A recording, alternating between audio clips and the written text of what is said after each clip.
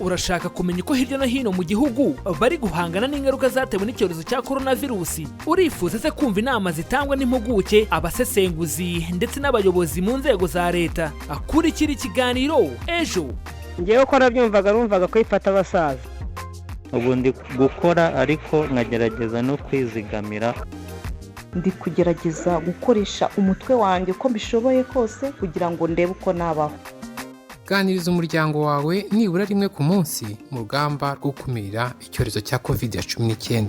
Iki kiganiro mugikurikira kuva kuwa mbere kugeza kuwa gatanu isaa 12 z'umugoroba kuri Radio Ishingiro ivugira ku 107.5, Radio Izuba ivugira ku 100 ndetse no kuri Radio Isangano ivugira kuri 89.4 FM. Iki kiganiro mugitegurirwa n'umuryango Ejo Youth Echo ku nkunga y'umuryango w'ubumwe bw'ibihugu by'Uburayi, hagamijwe kubaka ubushobozi bwo guhangana n'ingaruka zatewe na COVID-19 mu Rwanda.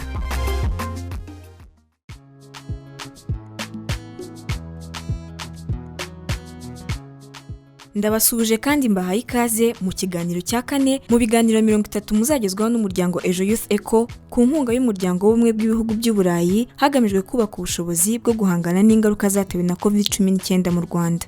Mu kiganiro Ejo cy'uyu munsi tugiye kuganira ku mibereho y'abafite ubumuga muri ibi bihe, turebera hamwe ingaruka iki cyorezo cyabagizeho, uko babyitwayemo ndetse n'ikiri gukorwa mu rwego rwo kubafasha guhangana n'ingaruka zinyuranye bahura nazo.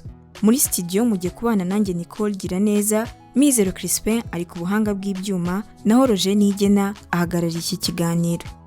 Asobanukirwa uburyo bwo guhangana n'ingaruka zatewe n'icyorezo cya COVID-19 mu Rwanda mu kiganiro Ejo.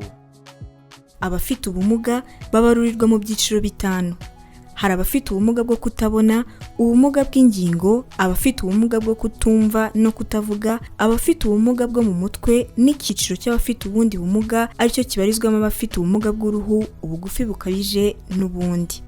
Mu gutangira iki kiganiro, reka tubanze twumve icyegeranyo kigufi ku bijyanye n'imibereho y'abafite ubumuga mu Rwanda mbere y'umwaduko w'iki cyorezo cya virusi ya corona.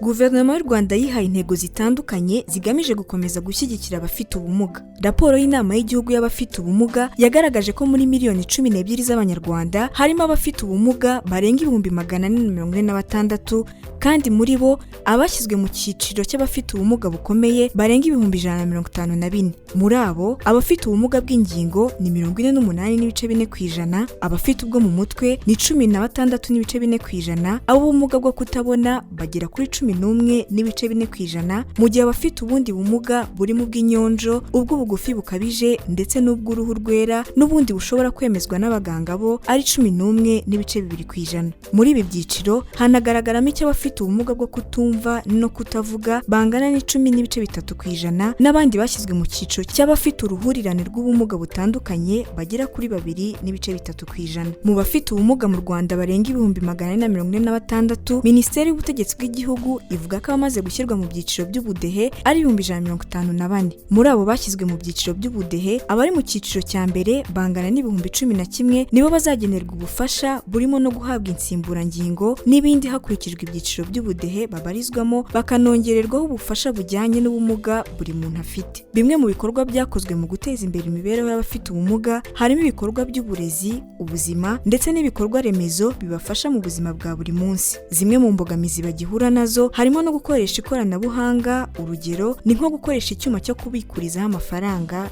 ndetse n'ibindi.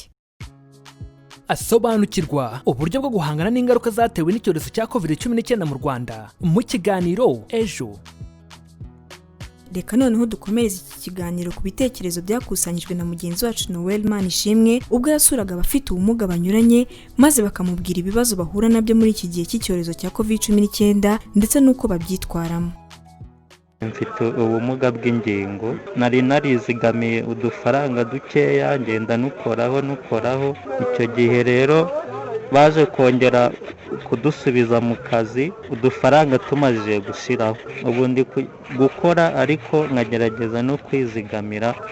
Akamina ndimo ku munsi dutangamo 100, noneho ku munsi w'isoko tugatanga 200. Cyaduteye ubukene n'ibyo ukoze ntibigende nk'uko byagendaga. Nk'ubu twakoze inkweto ukazigemura nk'ahantu waziranguzaga, ushobora gukora izindi ugasanga zigihari. urumva rero ibyo ni ibihombo biba bitewe n'icyo cyorezo. nkanjye najyaga ngenda nkajya mu isoko nkakorera amafaranga, ubu ngubu ntakiboneka. hari igihe wenda n'abagize umuryango bashoboraga kugira n'ikintu banshyiriraho. abo bagize umuryango ubu nabo baba bahanganye n'ibyabo.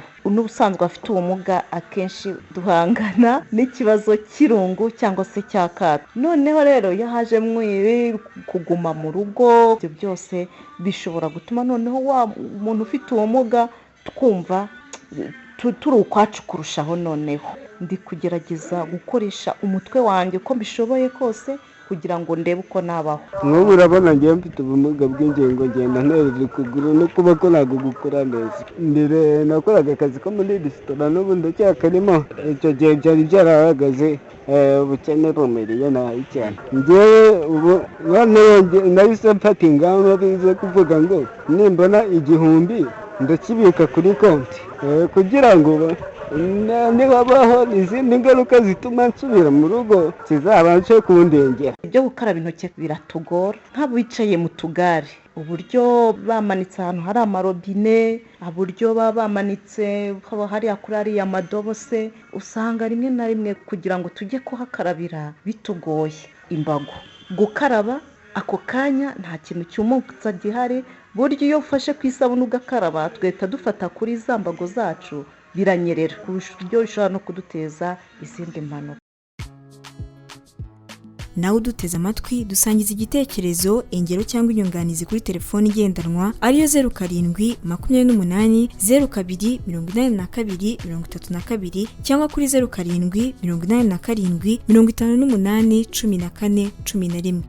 Nubwo abafite ubumuga bagaragaza ko hari icyo bari gukora mu rwego rwo kwirwanaho muri ibi bihe, birakwiye ko bitabwaho nk'abari mu cyiciro cyihariye kandi gikeneye ubufasha. Ku murongo wa telefone mugenzi wacu Ishimwe Honore yaganiriye na Karangwa François Xavier, umuyobozi nshingwabikorwa w'umuryango utegamiye kuri leta ugamije kongerera ubushobozi abafite ubumuga, amubaza icyo bari gukora mu rwego rwo kubakira ubushobozi abafite ubumuga muri iki gihe na nyuma y'icyorezo cya COVID-19.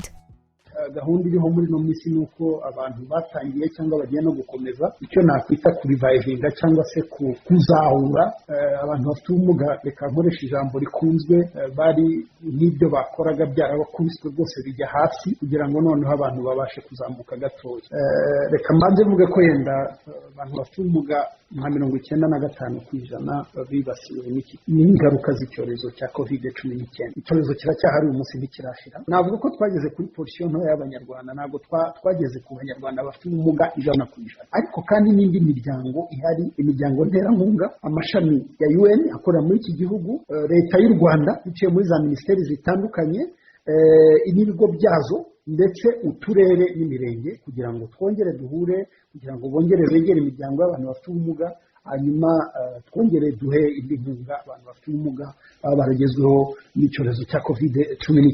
hejuru y'ibyo noneho turagerageza no kongera ubushobozi nari ntibagiwe, ngo ndavuga guhugura abaganga, ndavuga izitwa za komite ziba ku rwego rw'akarere zigamije guhangana na kiriya cyorezo cya COVID-19 kugira ngo bamenye uko bashobora gutanga serivisi iri friendly ku bantu bafite ubumuga, kugira ngo bamenye uko abantu bafite ubumuga bakwinjizwa muri iyo gahunda. dushyiraho nimero y'ubuntu abantu bahamagara ukenera ubufasha, nimero y'ubuntu ya 48 murakoze.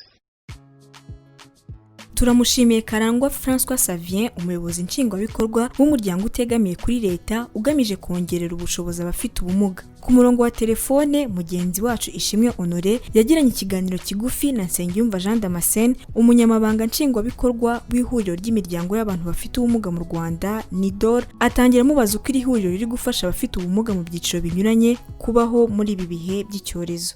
Hari ingaruka z'ako kanya ari byo inzara n'ibindi, hanyuma n'ingaruka z'igihe kirekire zijyanye n'uko yari asanzwe afite ubumuga barirwa mu bakennye cyane, noneho bikazarushaho kumugiraho ingaruka. ariko mu bufatanye n'abafatanyabikorwa bacu tugira abo duha ibyo kurya, imiryango igera ku 1945, hanyuma n'indi miryango igera ku 1237 niba nibeshye yabaha ubufasha mu buryo bwo kuboherereza amafaranga. asobanukirwa uburyo bwo guhangana n'ingaruka zatewe n'icyorezo cya COVID-19 mu Rwanda mu kiganiro ejo. Tugeze muri wa mwanya mwiza wo kumva ikinamico Sigasira idufasha gukomeza kumva neza uko dukwiye kwitwara muri ibi bihe by'icyorezo cya COVID-19. Tuyumve turagaruka mu kanya. Iyumvire igice cya 4 cy'ikinamico Sigasira. Duherukana Kayitesi adakozwe ibyo kwigira ku ikoranabuhanga ngo kwiga kuri we ntawe umuhagarikiye ntiyabivamo. Kuri we ngo telefone bamuguriye yumva azayifashisha ashaka akazi mu mujyi nubwo atarangije kwiga. Bimeze bitubu wicikwa.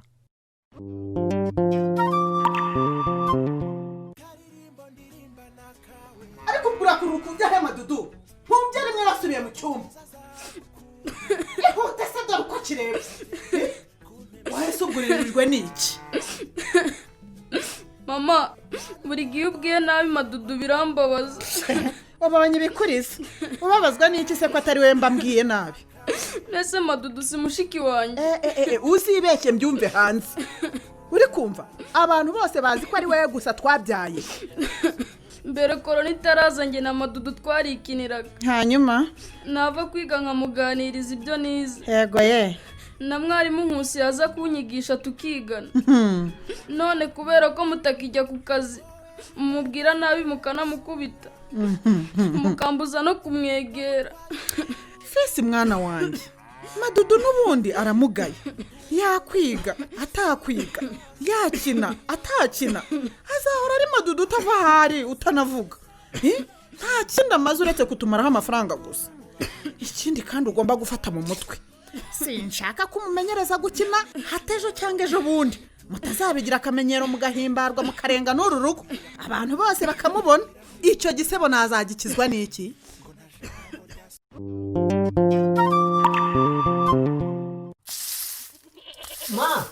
Mama, niki kumamagarira mu marembo meto? Kuva muri abana sinabatoje ko mu gihe ushaka kugira icyo ubwira umuntu ugomba kumwegera. Mbabarira byari binciyeho. Kayitesi sare yako wikuburira. Nase urambaza kiriya kirumba ko kurumva namenye iyo cyagiye. Ko ameze nk'uyimbwa zari gase mu karenge. Hanyuma se ugiye ko wambaye neza. Yewe, baba baturanye ngo bongeye barwanye. Kwa bari tazari? Ngo umugore we yikoreye uruguma runga n'umusozi.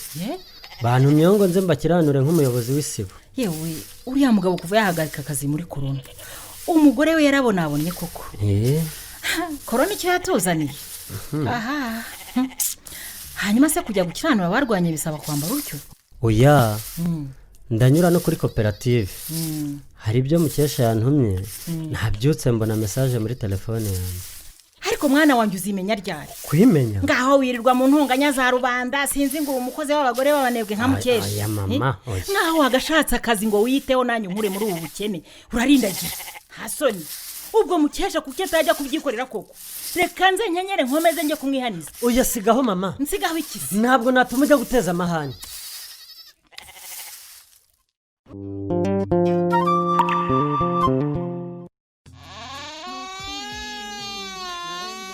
Musi, uraho? Ego ko. Uraho Kayite? Oya, uretse kwinjira mu cyumba. Icara kuri ako gatabureti kari muri salo ndaje magusanga. Oya si ngombwa kuza muri salo kandi urwaye Musi. Reka nzaho nta kibazo. Oya ntabwo twagumana mu cyumba hano Kayite. Ngo iki? Ese ko ufite ubwoba? Humura ntacyo ngutwara. Okay. Gaho basi fata ibasaho. Urebe n'ijerekani irimo amazi n'isabune aho inyuma y'urugi. Ubanze ukarabe neza. Mbara wimbwira ibintu byo gukaraba Musi. Nta mavuta nagendanye rwose. Uwo mwera wo mu ntoki sinawukira. Areka aho wanyuze. Kandi mvuye mu rugo nozereka. Aho wanyuze ariko sinahizera. Kandi mbere yo kunyegera banza uzamura agapfukamunwa ukambarire ku mazuru. Ariko Nkusi nawe. Apana ibyo kukambarira ku kananwa. Rwose ndirwariye sinshaka banzanira corona zimpura. Amategeko yawe nawe. Ese ubundi ubwo urarwaye cyangwa n'ukwiyenza? N'ukuntu nari nkukumbuye. Ubwo nabyumvise ntukeneye abagusha reka nshaka handi nigira. Kayitesi akaba arivumbuye ngo nuko bamubwirije gukaraba intoki kandi ngo nta mavuta yo kwisiga mu ntoki yagendanye da. Fisi nawe ababajwe n'ihohoterwa mushiki we Madudu akomeje gukorerwa n'ababyeyi be ngo nuko yavutse afite ubumuga. Iherezo ni irihe? Naho ubutaha. Reka twese hamwe dusigasire amagara yacu, ntaba ari njye cyangwa wowe ukwirakwiza COVID-19. Nshuti bakunze b'ikiganiro ejo, turi kugenda tugana ku musozo w'ikiganiro ejo cy'uyu munsi. Reka noneho twumve ubutumwa mwadusangije muri iki kiganiro. Ikaze muri studio Christelle. Niko rakoze rero bakunze b'ikiganiro ejo mudukurikiye, nanjye ndabasuhuje. Reka ubutumwa bwa none mbuhere kuri Ntirenganya Jean de Dieu, aho yagize ati abafite ubumuga hari aho birengagijwe. Mpereye ku nko ku makarabiro rusange ari muri za gare n'amasoko. Abafite ubumuga ntibigeze bateganyirizwa aho gukarabira. Naho Hakizimana Ezekiel uherereye mu karere ka Nyamasheke yagize ati ndabashimiye cyane ku bw'iyo nsanganyamatsiko. Urakoze cyane gushima. Yakomeje avuga ko muri bihe bya COVID-19 imibereho yabo yasubiye inyuma kuko bamwe ibyo bakoraga byarahagaze. N'uwari warizigamiye amafaranga runaka nawe mu gihe cyaguma mu rugo yarayakoresheje. N'ingamba zashyizweho zirabagora kuzikurikiza bitewe n'ubumuga bafite. Ikindi kuba hari abahagaze mu kazi bakoraga byarabagoye guhita babona iyindi mirimo. Muri make COVID-19 yabagizeho ingaruka nyinshi cyane. Ese mwebwe mudukurikiye muri aka kanya mubona imibereho y'abafite ubumuga ihagaze ite muri ibihe bya COVID-19? Dukomeza, Kirenga Evode uherereye mu karere ka Kicukiro wasanga abafite ubumuga barahuye n'imbogamizi zitandukanye. Atari ko bamwe bagerageje guhangana n'ingaruka z'ubushomeri bashaka indi mirimo bakora yatuma babaho muri bino bihe. Reka ubutumwa mbuhinire kuri Kwizera uherereye mu murenge wa Kagarama, aho yagize ati abafite ubumuga bagomba kwitabwaho kuko usanga bafite imbogamizi zitandukanye. Nahera ku bana bafite ubumuga badafite uko bakurikirana amasomo muri ibi bihe amashuri ataratangira. Bakunze b'ikiganiro mukomeze mutwoherereza ubutumwa, turakomeza tubwakire. Turabashimiye mwe mwese mwadusangije ibitekerezo muri iki kiganiro. Turabibutsa ko mwakomeza kudusangiza ibitekerezo kuri 07 28 02 82 32 cyangwa kuri 07 87 58 14 11. Mwadusanga kandi no ku mbuga nkoranyambaga arizo Instagram, Facebook na Twitter mwandika Ejo Youth Echo. Aha niho dusoreje ikiganiro cy'uyu munsi cyagarutse ku mibereho y'abafite ubumuga muri iki gihe cya COVID-19. Mwiyumviye ko bakomeje guhangana n'ingaruka z'iki cyorezo ndetse n'inzego zitandukanye zivuga ko ziri gukora kugira ngo bafashwe mu buryo burambye. Wifuza kongera kumva iki kiganiro ndetse n'ibindi tumaze kubagezaho bigamije kubaka ubushobozi bwo guhangana n'ingaruka zatewe na COVID-19, wabisanga kuri YouTube channel ya Ejo Youth Echo. Reka tubararikiye kuzabana natwe ku munsi w'ejo, aho tuzaganira ku bijyanye n'uburyo wabungabunga ubuzima bwawe bwo mu mutwe by'umwihariko mu bihe nk'ibi by'icyorezo. Turabashimiye kandi kubana natwe, dushimiye itsinda rigari ry'abanyamakuru b'umuryango Ejo Youth Echo bagize uruhare mu itegurwa ry'iki kiganiro. Ni ikiganiro cyari gihagarariwe na Nigena Roger, naho Mizero Crispin ari ku buhanga bw'ibyuma. Njye mwabanye muri studio nitwa Nicole Giraneza. Tubifurije gukomeza kugira ubuzima buzira corona.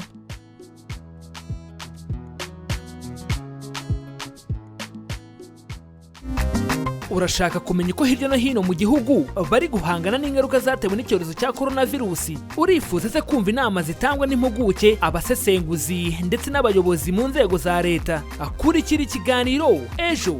Ngewe ko numvaga ko ifata abasaza. Ubu ndi gukora ariko nkagerageza no kwizigamira. Ndi kugerageza gukoresha umutwe wanjye uko mbishoboye kose kugira ngo ndebe uko nabaho. Ganiriza umuryango wawe nibura rimwe ku munsi mu rugamba rwo gukumira icyorezo cya COVID-19. Iki kiganiro mugikurikira kuva kuwa mbere kugeza kuwa gatanu isaa 12 z'umugoroba kuri Radio Shingiro ivugira ku 107.5, Radio Izuba ivugira ku 100 ndetse no kuri Radio Isangano ivugira kuri 89.4 FM. Iki kiganiro mugitegurirwa n'umuryango Ejo Youth Echo ku nkunga y'umuryango w'ubumwe bw'ibihugu by'Uburayi, hagamijwe kubaka ubushobozi bwo guhangana n'ingaruka zatewe na COVID-19 mu Rwanda.